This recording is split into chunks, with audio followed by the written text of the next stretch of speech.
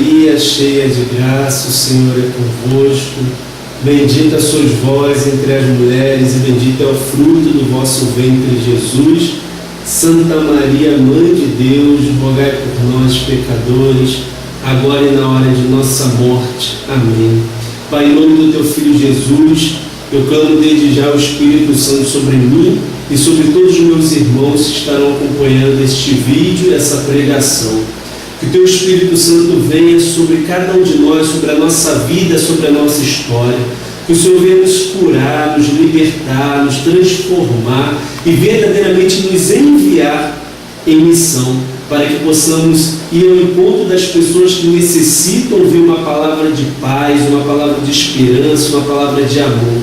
Derrama o teu Espírito Santo abundantemente, confirme a vocação dos seus filhos, para que eles sejam também apóstolos da tua boa nova. Assim como São Paulo levou a tua palavra a todos os povos, que o Senhor possa suscitar nos nossos corações, suscitar nos tempos de hoje, homens e mulheres com ardor missionário, com desejo profundo de comunicar a boa nova a todas as pessoas. É neste propósito que nós estamos aqui reunidos, sobre a ação do Espírito Santo, contando com a tua graça, para que possamos hoje ministrar aqui na terra aquilo que é desígnio teu no céu, no coração de cada irmão e irmã que estará ouvindo e beneficiando-se dessa pregação. Amém. Me chamo Eduardo, sou membro fundador da comunidade Maria Serva da Trindade. É uma alegria muito grande estar aqui partilhando com vocês a palavra de Deus, sobretudo a carta aos Romanos, e trabalhar um pouco a dinâmica de São Paulo. Convite, desde já agradeço ao Tadeu, que tem essa graça de ser útil e conseguir atingir o objetivo que foi proposto. Peço também desde já a permissão de fazer essa pregação sentado, porque nós iríamos ministrar essa pregação numa noite de louvor que acontece segunda-feira aqui na casa, mas houve um imprevisto e eu estou aqui fazendo a pregação diretamente desse vídeo, então achei por bem ficar sentado e até mesmo para facilitar na leitura do conteúdo dessa pregação, que acredito que vai ajudar no processo formativo de cada um de vocês. Então peço também desculpa que eu vou fazer muitas leituras aqui no computador para me facilitar nesse momento aqui na dinâmica da pregação, e já peço a vocês para pegar a palavra de Deus, a Sagrada Escritura, e abrir o livro aos Romanos, que é a carta de São Paulo aos Romanos, que possamos trabalhar, e vamos trabalhar um pouco a leitura deste livro, a fim de que possamos nos enriquecer de toda a proposta que São Paulo deixou, esse legado que São Paulo deixou para nós. Então eu quero iniciar falando que o tema dessa pregação vai trabalhar 3 aspectos de São Paulo, que está discorrido ao longo do livro aos Romanos, da carta aos Romanos. O primeiro tópico será Paulo, apóstolo dos pagãos. Depois, o Evangelho é a força de Deus para a salvação de todo aquele que acredita, e todos são libertos por meio de Jesus Cristo. São Paulo, com pleno direito, pôde considerar-se apóstolo dos pagãos, pois recebeu de Deus o encargo de anunciar o seu Evangelho, que é a força de Deus, é a força para a salvação de todo aquele que acredita, do judeu em primeiro lugar, mas também do grego. Que possamos já pegar nossa palavra, a Sagrada Escritura, no primeiro capítulo aos Romanos, versículo 16, que diz o seguinte: com efeito, não me envergonho do Evangelho, pois ele é uma força vinda de Deus para a salvação de todo que crê, ao judeu em primeiro lugar e depois ao grego. Justamente o que eu acabei de falar. Portanto, a salvação, dom de Deus, é oferecida a todos os fiéis sem distinção entre os judeus e gregos, entre os pagãos idólatras e judeus observantes da lei. No cabeçalho solene da carta aos Romanos, São Paulo se apresenta como servo do Senhor, Ele se apresenta como servo do Senhor, Romanos 1, capítulo 1, versículo 1, e também ele já se apresenta como apóstolo, aquele que anuncia a palavra do Senhor. Então ele já fala que ele já se fala como servo, se apresentando como servo do Senhor, e depois como um apóstolo, reservado para anunciar o Evangelho de Deus. E nós também somos chamados a viver essa dinâmica. O próprio documento de Aparecida, que hoje vem pedir, é um apelo para a igreja de sermos discípulos missionários. Nós também devemos ter esse binômio de se colocar como servo e como apóstolo, como discípulo que ouve e como apóstolo missionário, aquele que comunica a boa nova. Paulo liga imediatamente a sua investidura da parte de Deus como apóstolo dos pagãos à fórmula de fé cristológica. De fato, por intermédio de Jesus Cristo, Filho de Deus e Senhor, o próprio Deus, com um ato de amor livre e gratuito, o constitui apóstolo, a fim de conduzir à obediência da fé todos os povos. O objetivo de Paulo de início não era anunciar o Evangelho em Roma, e sim de encontrar uma comunidade cristã. Repito, o objetivo de Paulo de início não era anunciar o Evangelho em Roma, e sim de encontrar uma comunidade cristã. Porém, como apóstolo dos pagãos, acredita que o ambiente de Roma possa ser um terreno adequado para o anúncio do Evangelho. Com efeito, ele recebeu de Deus a missão de anunciar o Evangelho a todos, sem distinção. No versículo 5, ele declara, ou melhor, no versículo 15, ele declara, vamos pegar junto, 1 Romanos, capítulo 1, versículo 15. Romanos, capítulo 1, versículo 15.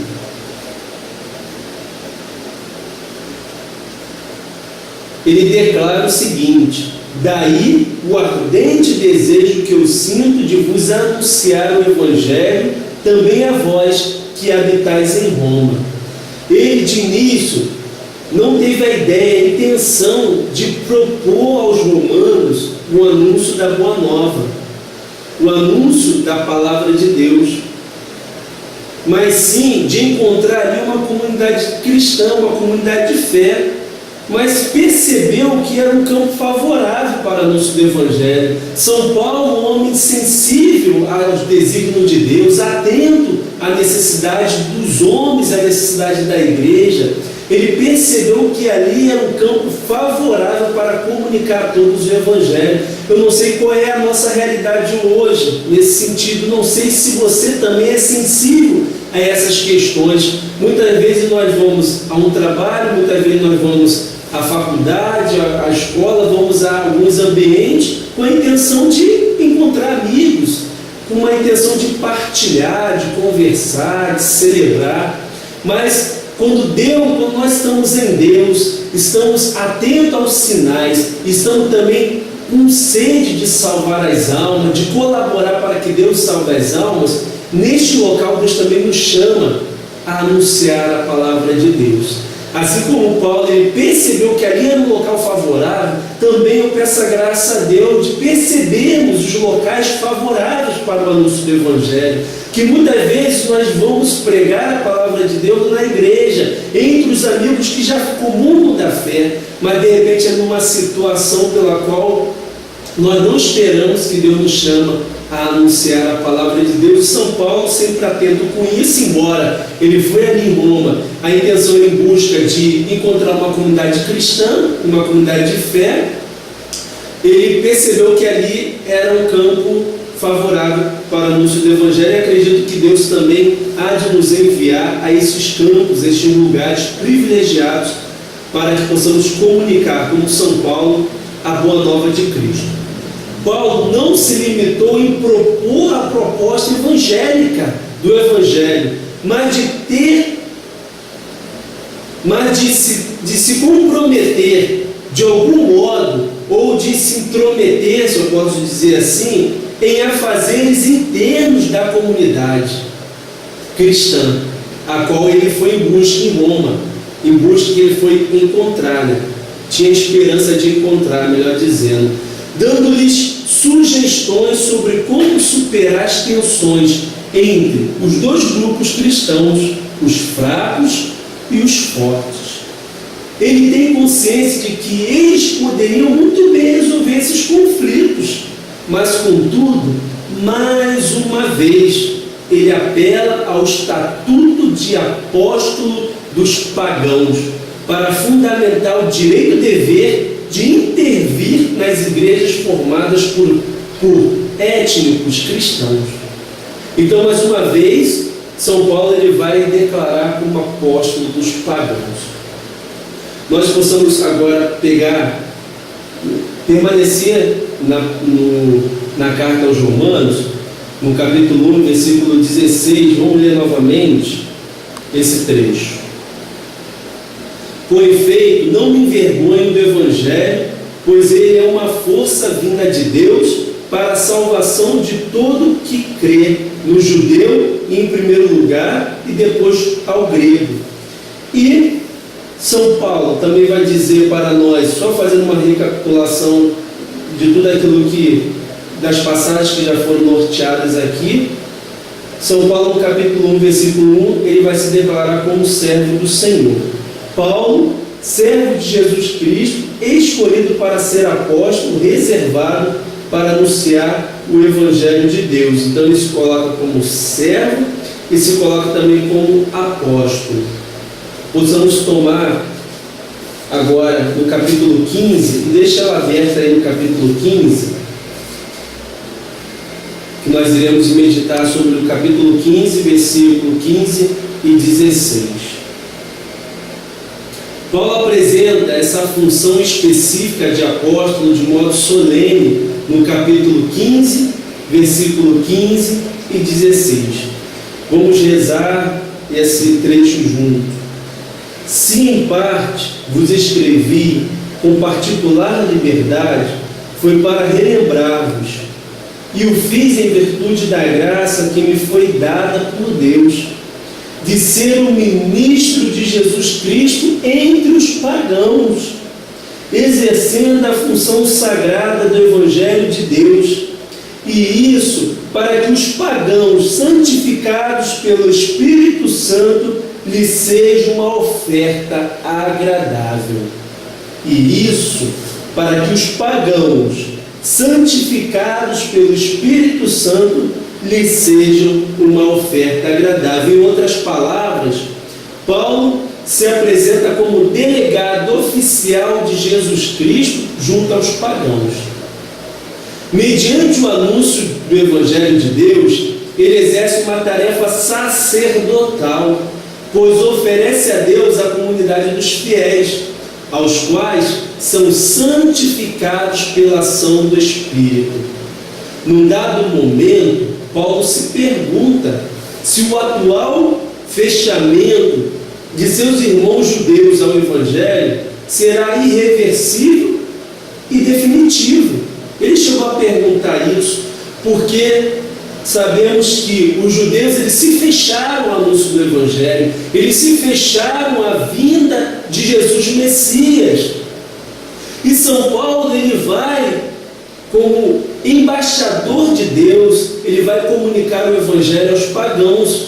E aí ele se pergunta no dado momento: Jesus, eu sou chamado a pregar o Evangelho aos pagãos, mas os meus irmãos, será que esse fechamento é eterno? É perene? É para sempre?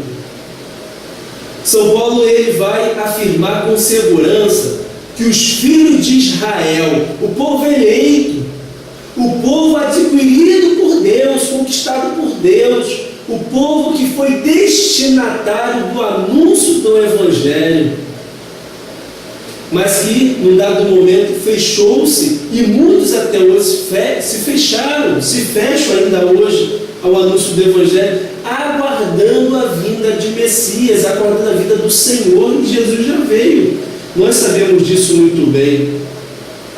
Mas ele vai afirmar com muita segurança que os filhos de Israel, conforme as palavras proféticas da Sagrada Escritura, tropeçaram na pedra que é Jesus Cristo, que é o fundamento da comunidade cristã. Eles tropeçaram na pedra que é Jesus Cristo, a pedra angular.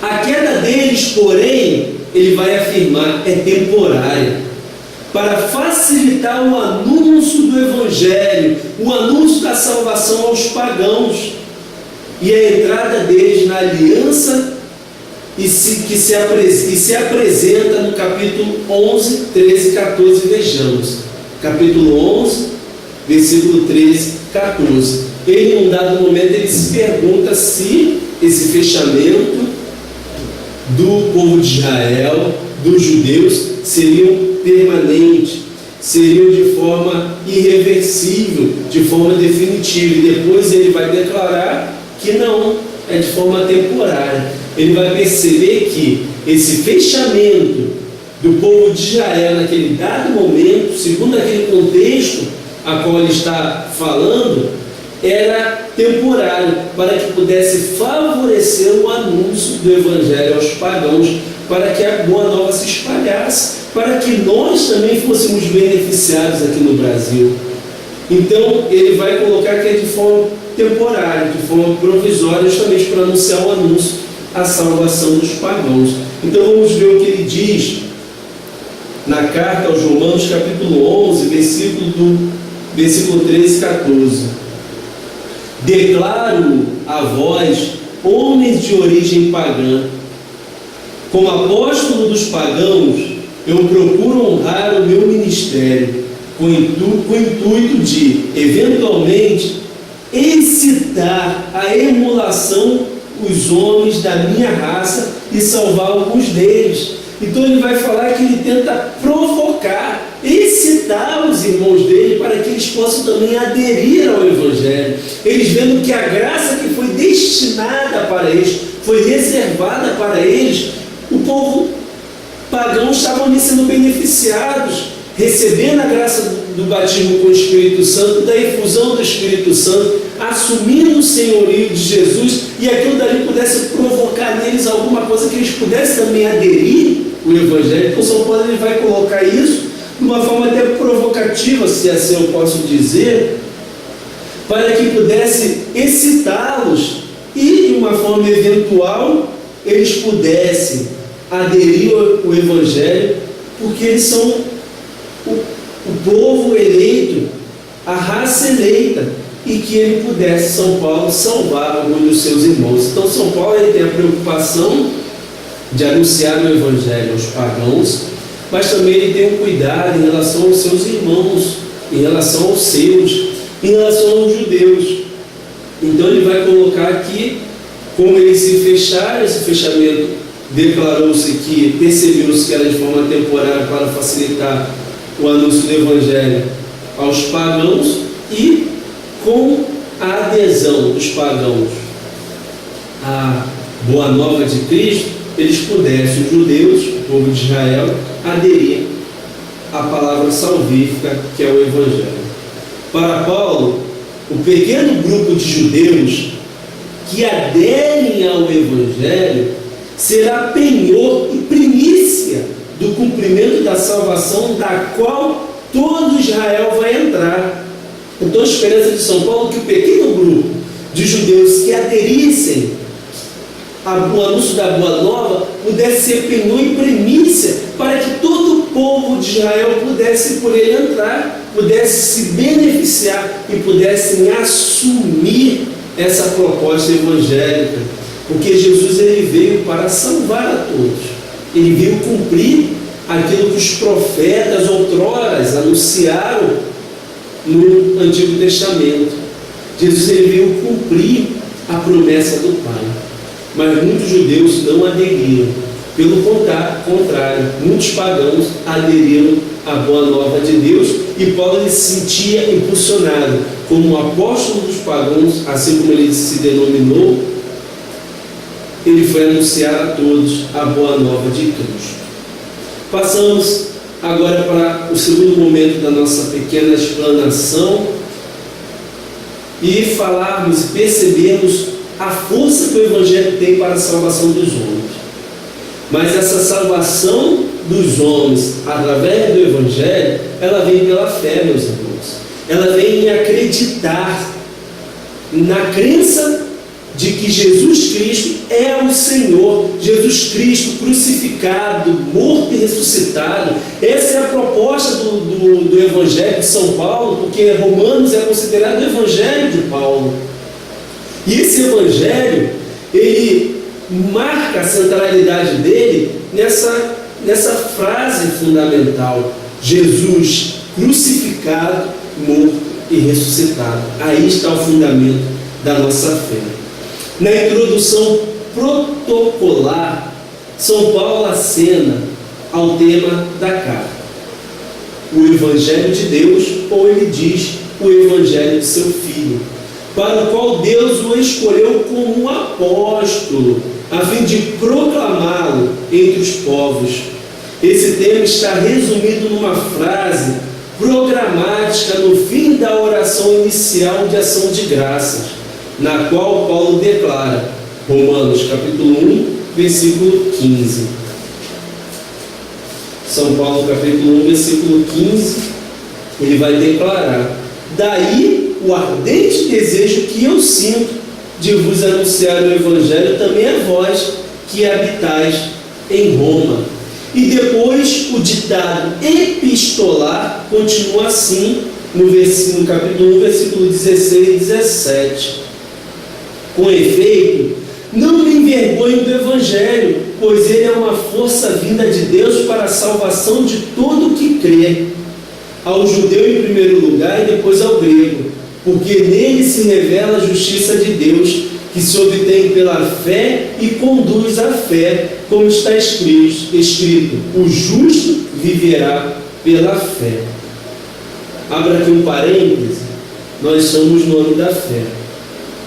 Acredito que é de conhecimento de todos que no dia 11 de outubro de 2012, o Papa Bento XVI inaugurou esse tempo novo da Igreja, que é o ano da fé.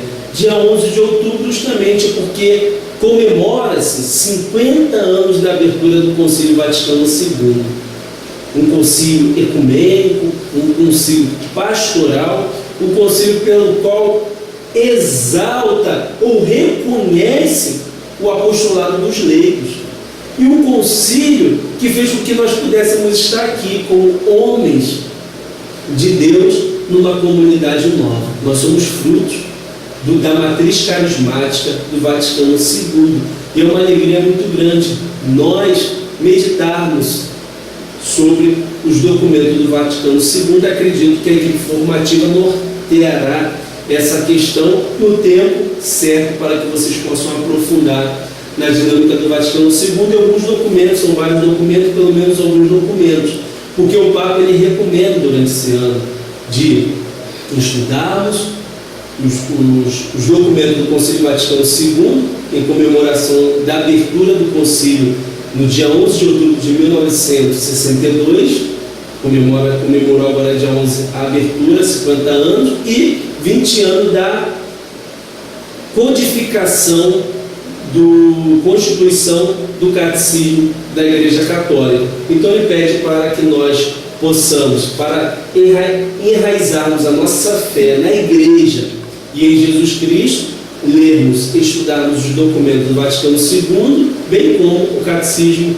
da Igreja Católica, sobretudo no credo, para que possamos, de fato, dar um testemunho de fé.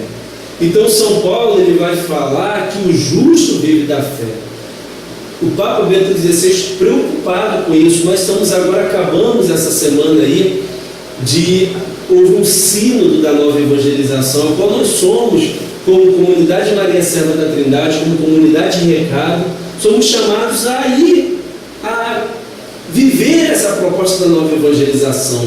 E o Papa, no encerramento do sínodo da nova evangelização, ele vai falar que é necessário nos converter novamente. É necessário nos converter primeiro para que possamos anunciar o Evangelho. Então, uma proposta que ele vai pedir que justamente finquemos raízes na Igreja Católica, no catecismo da Igreja, no credo, no crer em Deus Pai Todo-Poderoso, no crer em Jesus Cristo, no crer no Espírito Santo, no crer na Igreja, nos apóstolos, na Virgem Maria, no amor à Virgem Maria, que possamos fincar a nossa fé na raiz que é a Igreja. E ele vai falar que essa nova evangelização, ela vem ao encontro dos tempos atuais e que é necessário nos converter para que possamos anunciar. Por que eu estou falando aí? Fecho parênteses, porque é importante estarmos atentos também àquilo que o Papa vem nortear para nós. E São Paulo ele vai falar muito sobre fé, justamente nesse momento agora que nós estamos pregando, estamos partilhando. Gravemos essas duas expressões salvíficas do Evangelho: força de Deus e justiça de Deus. Força de Deus e justiça de Deus. A fé da parte dos seres humanos corresponde à iniciativa salvífica de Deus. A fé, ela corresponde à iniciativa salvífica de Deus. A fé, segundo São Paulo, é condição única e necessária para participarmos da força de salvação que se manifesta e se torna presente no Evangelho. Então nós temos que alimentar a nossa fé. Nós temos que ter uma fé madura, uma fé viva, uma fé capaz de remover a incredulidade, o medo e tudo aquilo que nos paralisa diante dos desafios da vida e até mesmo dos desafios vocacionais, da vocação a qual vocês estão nesse momento, acredito que é no postulantado. E que Deus, nesse momento, vocês estão pleiteando, pedindo, requerendo para ser admitido na comunidade como discípulo. E esse é um caminho itinerário de fé. Então eu peço desde já que Deus venha alimentar a fé de cada um de vocês. Meus irmãos, para Paulo, o Evangelho que ele anuncia não é uma lista de normas doutrinais ou de princípios éticos. Para ele, o Evangelho é Jesus Cristo, em sua condição de Messias, crucificado, morto e ressuscitado por Deus. Nele se revelam a força e a justiça de Deus para a salvação de todo ser humano. Paulo resume o conteúdo da fé cristã nestes termos. Romanos 4, versículo 24 e 25. Romanos 4, 24 e 25. Vejamos o que diz. É também para nós, pois a nossa fé deve ser-nos imputada igualmente, porque cremos naquele que dos mortos ressuscitou Jesus, nosso Senhor, o qual foi entregue por nossos pecados e ressuscitado para a nossa justificação. No capítulo 1, versículo 8, vai dizer: primeiramente, dou graças a meu Deus, por meio de Jesus Cristo, por todos vós, porque em todo mundo é preconizada a vossa fé. Paulo mostra que somente o Evangelho de Deus, isto é, em Jesus Cristo morto e ressuscitado, se revela a justiça de Deus para a salvação de todos que nele acreditar. Paulo afirma que o julgamento de Deus é segundo a verdade, isto é, que o julgamento de Deus é justo. E ele vai dizer isso no capítulo 2, versículo 7 e 8. Capítulo 2, versículo 7 e 8 reza o seguinte: a vida eterna aos que, perseverando em fazer o bem, buscam a glória, a honra e a imortalidade. Mas ira e indignação aos quanto mais rebeldes à verdade e seguidores do mal. Tribulação e angústia sobrevirão a todo aquele que pratica o mal, primeiro ao judeu e depois ao grego, mas glória, honra e paz a todo que faz o bem, primeiro ao judeu e depois ao grego, porque diante de Deus não há distinção de pessoas. Aí São Paulo ele compra uma briga, porque nesse momento ele coloca os judeus e os pagãos em igualdade, em paridade, no mesmo patamar quanto ao julgamento. Ele vai dizer que quanto ao julgamento não há distinção, sejam judeus, sejam gregos, sejam do povo eleito, seja do povo pagão. E aí, os judeus que batiam no peito e diziam: Deus nos deu a lei para nós. Deus deu a lei para nós. Ele nos protege contra as depravações morais dos pagãos idólatras, que não conhecem a Deus. Então os judeus que batiam no peito e diziam que Deus o haviam dado uma lei e que os protege contra as depravações morais dos pagãos idólatras, que não conhecem a Deus. E Paulo ele vai responder: a lei de Deus não garante a imunidade diante de seus julgamentos, porque o que conta não é o conhecimento da lei, mas a sua prática. O que adianta termos conhecimento da lei se não colocarmos em prática? E os judeus eles se valiam disso. Eles se reconheciam beneficiados da graça de Deus, destinatários da graça de Deus, e que a lei, que Deus o havia dado uma lei, mas que aquela lei, meus irmãos, se de fato não fosse convertida, transformada numa prática, não valeria para nada. A lei sem uma interpretação, a lei sem o espírito da lei, interpretarmos a lei, melhor dizendo, sem o espírito da lei, nós não iremos compreender. E não compreendendo, nós não iremos tampouco pôr em prática. A lei, ela precisava ser o quê? Encarnada na vida deles, não como algo opressora, de forma que, de uma opressão, não como um legalismo, mas sim como algo que pudesse nortear a vida deles, como acontece uma regra de vida na sua comunidade, como acontece com as direções que os formadores comunitários e pessoais dão para vocês. Vocês não podem encarar isso como legalismo, vocês não podem encarar isso como algo que é imposto em cima de vocês como uma obrigação, porque se vocês forem encarar dessa forma, essa lei vai matar. Em vez de trazer a salvação, ela vai trazer a destruição. Se nós não tivermos a coragem de irmos ao encontro de Deus, de irmos à comunidade, de buscarmos a formação, de meditarmos sobre a regra de vida, de assumirmos as propostas pelas quais os formadores norteiam e trazem para nós, como salvação para nós, como colocando aquilo em prática vai trazer a minha salvação, vai colaborar para a minha santidade, nós iremos cair na tentação da mesma forma que os judeus, achando de que nós temos aqui uma lei, nós temos aqui um projeto formativo, nós temos aqui um direcionamento, estamos salvos. Não, a salvação ela vai vir no momento que eu pôr em prática todos os dias aquilo que é fruto da minha meditação, aquilo que está na lei.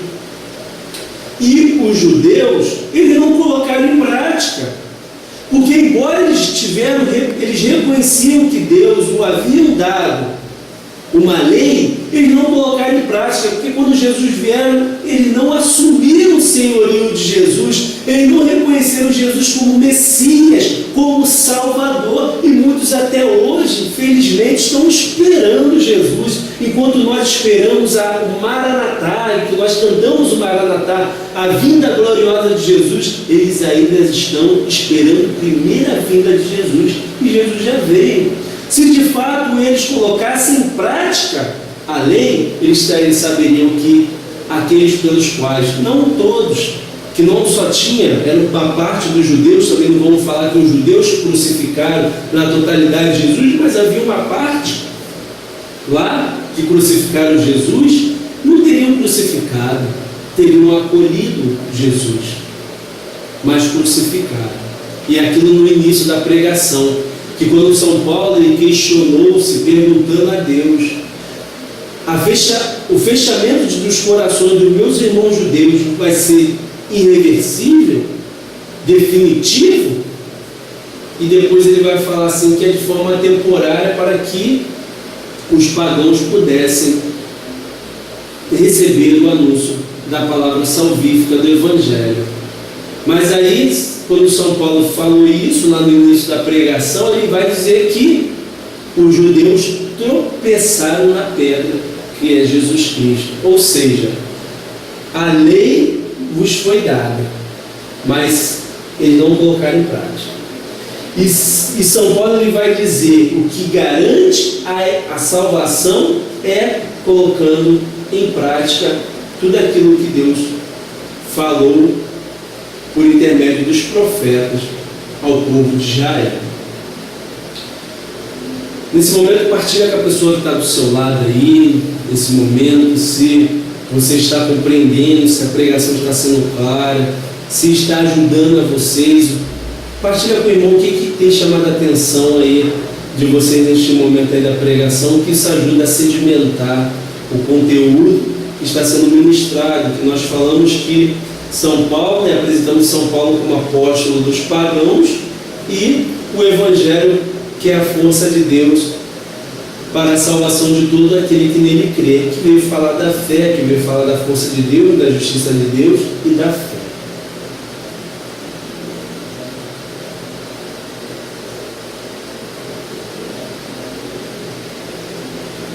Para partilhar aí.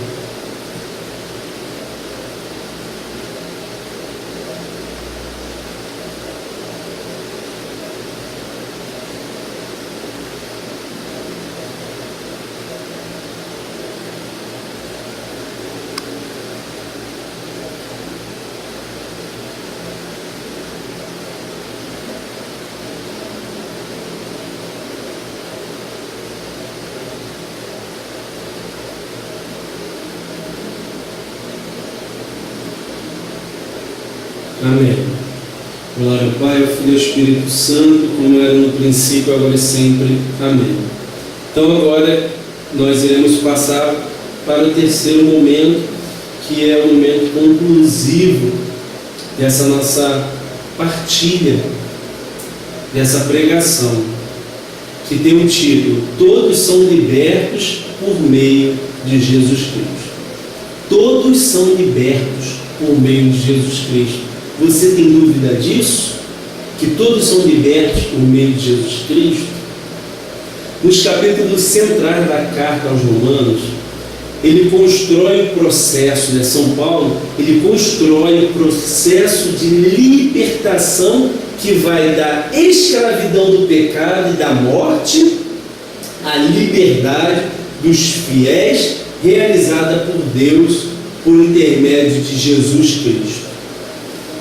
E com o dom, claro, interior do Espírito Santo, que é o Espírito Santo que vai trazer essa novidade para nós, é o Espírito Santo que vai nos dar o conhecimento, a graça de compreendermos que de fato Jesus é o Senhor, que Jesus é verdadeiramente Deus, verdadeiramente homem, que Jesus foi morto, crucificado e ressuscitado.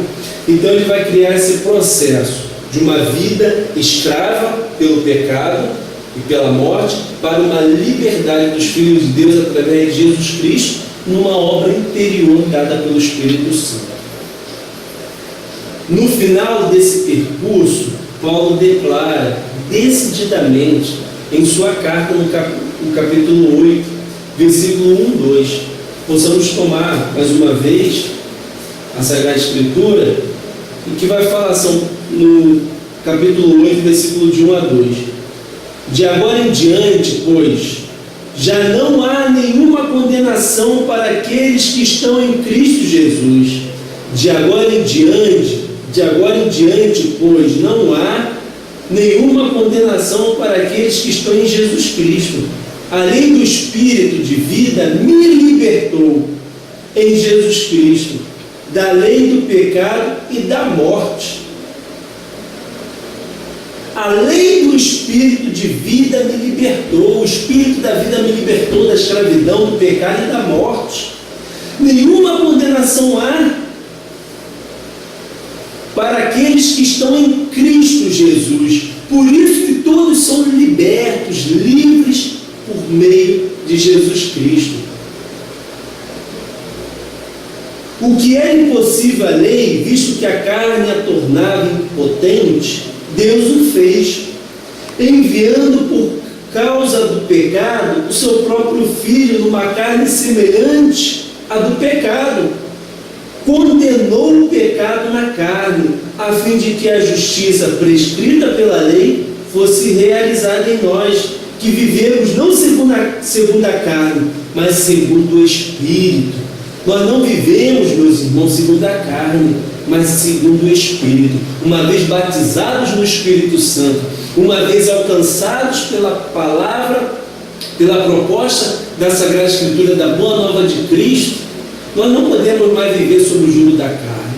Nós não podemos viver sob o jugo da lei. Nós devemos viver no Espírito. Nós devemos contar com a graça de Deus. Nós devemos colaborar com a graça de Deus numa vida de oração, na meditação da Sagrada Escritura, na obediência daquilo que os formadores estão norteando para vocês, na partilha com os irmãos, na convivência fraterna, na missão. E nós somos chamados a verdadeiramente a darmos testemunho de Jesus Cristo, porque não há mais condenação. Nós não podemos mais ficar presos a uma vida de nos colocando como coitado, que nós somos condenados.